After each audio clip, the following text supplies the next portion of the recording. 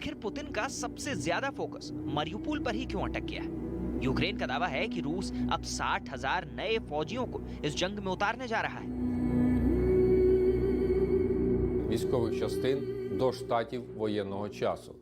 Під час здійснення відбору кандидатів перевага надається особам, що вже мають бойовий досвід. Мобілізації підлягають рядовий, сержантський та офіцерський склад. Також визначені основні регіони для проведення мобілізації. Це Краснодарський край, Пермський край, Республіки Дагестан, Інгушетія і Калмикія. Основним мотиваційним чинником для резервістів залишається матеріальне заохочення. रूस की फौज पर भी दबाव बहुत ज्यादा है, क्योंकि जो कामयाबी रूस को उत्तरी यूक्रेन में नहीं मिली, वो पुतिन दक्षिणी यूक्रेन में हासिल करना चाहते हैं। मारियुपोल की ये तबाही, ये खंडहर में तब्दील हो रही इमारतें, शहर के आसमान में उठता ये धुआं, मारियुपोल यूक्रेन की सबसे बड़ी बर्बादी का सेंटर बन चुका है। इसलिए कीव और खार्किव न ले पाने का गुस्सा पुतिन मारियुपोल पर उतार रहे हैं। 24 घंटे बमबारी, हर पल सर्जिकल स्ट्राइक। कीव से लेकर खार्किव और ओदेसा से लेकर मारियुपोल तक जंग बहुत खतरनाक चल रही है। लेकिन यूक्रेन के राष्ट्रपति जेलेंस्की ने अब तक घुटने नहीं टेके। कीव के बाद मारियुपोल में रूस को रोकना जेलेंस्की का सबसे बड़ा मिशन बन गया है। अजोव सागर पर मारियुपोल यूक्रेन की एक पोर्ट सिटी, ये यूक्रेन का एक औद्योगिक शहर है।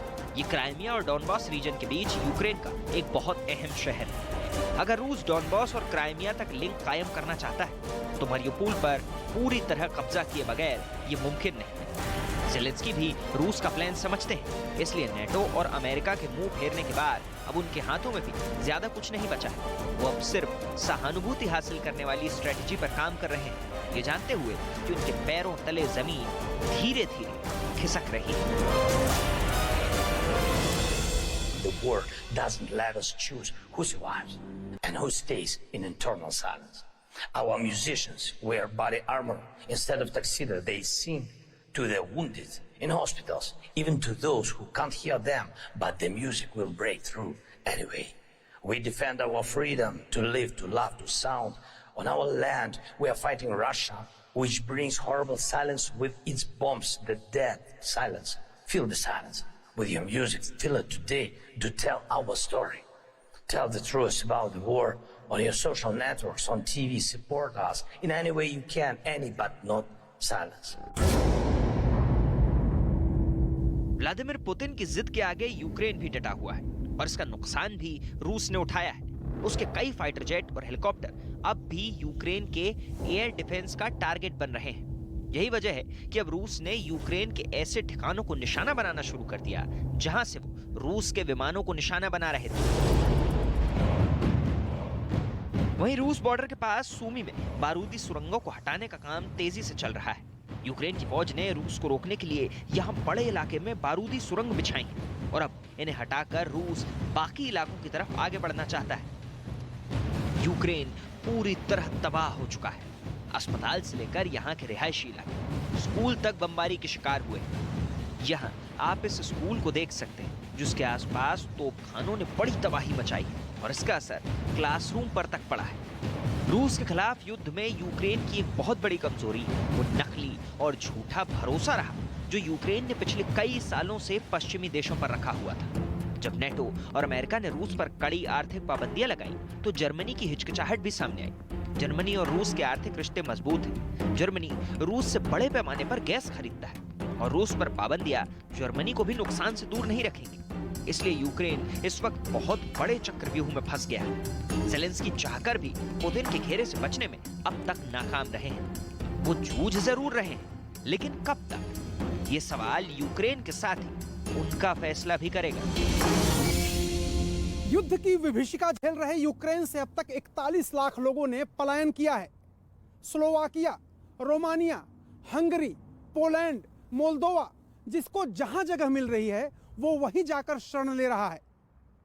मुश्किल यह है कि यूरोप के कई देश यूक्रेन से आए शरणार्थियों के लिए बेहतर खाने पीने का इंतजाम तक नहीं कर पा रहे हैं क्योंकि संख्या काफी बड़ी है। 41 लाख लोगों ने यूक्रेन छोड़ा है, जिनमें से आधे से ज्यादा लोग तो सिर्फ पोलैंड गए हैं। अब यूरोप से एक और तरह की मदद तेजी से यूक्रेन पहुंच रही है। ये इटली से रेड क्रॉस की टीम है, जिसमें 51 लोग हैं और अब वो यूक्रेन की तरफ अपनी एम्बुलेंस लेकर रवाना हो चुके हैं। एम्बुलेंस का एक काफिला पोलैंड के रास्ते होकर लवीव जाएगा, जहां घायल लोगों की मदद की जाएगी। इस टीम में मेडिकल सप्लाईज के साथ खाने पीने की चीजें और बाकी जरूरी सामान भी है।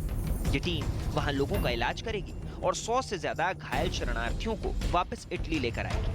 देखा जाए तो कुछ इसी तरह की मदद यूक्रेन के कई शहरों को चाहिए। कीव पर यूक्रेन की सरकार का कंट्रोल है, लेकिन मारियुपोल जैसे वॉर जोन अब भी बाकी जगह से कटे हुए हैं। मारियुपोल में हो रही जंग और यहाँ रूस के हवाई हमले बताते हैं कि अभी यहाँ से और लोग यूक्रेन छोड़ेंगे, पलायन और बढ़ेगा, क्योंकि रूस के हमले रोकने में अब तक यूक्रेन नाकाम रहा है। चाहे मौत के आंकड़े हों या बेघर हुए लोगों के, वो अभी बहुत कम करके आंके जा रहे हैं।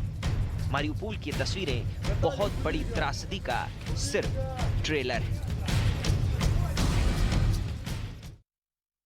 और इन 40 दिनों में हमने महातबाही देखी, महाबर्बादी देखी, खौफनाक दर्दनाक मंजर भी देखा, लेकिन इस बीच यूक्रेन से 41 लाख से ज्यादा उन शरणार्थियों का जिक्र कर लेना भी जरूरी हो जाता है जिनका भविष्य अब अंधकारमय नजर आता है, क्योंकि जिंदगी जरूर बच चुकी है लेकिन यकीनन अभी भविष्य की कोई रूपरेखा उनके पास नहीं। और इस वक्त यूरोप के आसपास के मुल्कों में ये पहुंचे हुए 41 लाख से ज्यादा जो शरणार्थी है। आइए अब आपको पूरे फैक्ट्स यहां पर बताते हैं किस तरह से यूक्रेन, जहां पर भारी बमबारी, भारी गोलाबारी रूस के जरिए की जा रही है 40 दिनों से, लेकिन इस बीच पोलैंड का जिक्र करें तो 24 लाख शरणार्थी यहां पर पहुंचे हुए हैं। पोलैंड वही देश जिसने खुलकर कहा कि हम शरणार्थियों का स्वागत करते हैं और यही वजह है कि पोलैंड ने शरणार्थियों को अपने यहां जगह दी। स्लोवाकिया का जिक्र करें तो 3 लाख तक के शरणार्थी यहां पर इस वक्त मौजूद है। हंगरी का जिक्र करें तो 3,80,000 तक शरणार्थी यहां पर पहुंचे हुए हैं। वहीं बेलारूस का भी जिक्र कर लेते हैं। हालांकि बेलारूस में महज 12,000 शरणार्थी है, क्योंकि रूस को जिस तरह से खुला सपोर्ट बेलारूस के जरिए मिला है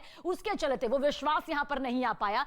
मोल्दोवा का जिक्र करें तो 4 लाख शरणार्थी इस वक्त वहां पर पहुंचे हुए हैं, तादाद बढ़ रही है। रोमानिया का जिक्र करें तो 6,30,000 शरणार्थी जो है इस वक्त रोमानिया में मौजूद है। थोड़ा और आगे बढ़ते हैं, क्योंकि यूक्रेन से रूस की तरफ जाने वाले शरणार्थियों का जिक्र करें तो ये करीब 3.5 लाख है, जिसके दम पर रूस ये कह भी रहा था कि देखिए हम पर विश्वास किस तरह से अब यूक्रेन का आ रहा है या यूक्रेन वासियों का यहां पर आ रहा है। लेकिन हकीकत ये है कि जिस तरह से शरणार्थी बड़ी तादाद में यहां से पलायन करके गए हैं, वो जानते हैं कि उनके अपनों की जिंदगी जरूर बच गई है, लेकिन जो भविष्य वो तलाश रहे हैं फिलहाल अभी दूर दूर तक नजर नहीं आ रहा है, क्योंकि शरणार्थी के तौर पर वो बड़ी संख्या में सबसे ज्यादा पोलैंड में यहां पर नजर आ रहे हैं। तो इससे आप समझिए कि कितनी दिक्कतों का सामना इस बर्बादी के बीच में इन शरणार्थियों का यहां पर करना पड़ रहा है। और रूस और यूक्रेन के बीच पिछले 40 दिनों से यह भयंकर तबाही जारी है, जंग जारी है। ना तो पुतिन रुकने को तैयार और ना ही ज़ेलेंस्की झुकने को तैयार। यूक्रेन में हालात बद से बदतर हो रहे हैं। ये 6 तस्वीरें इस वक्त आप देख लीजिए।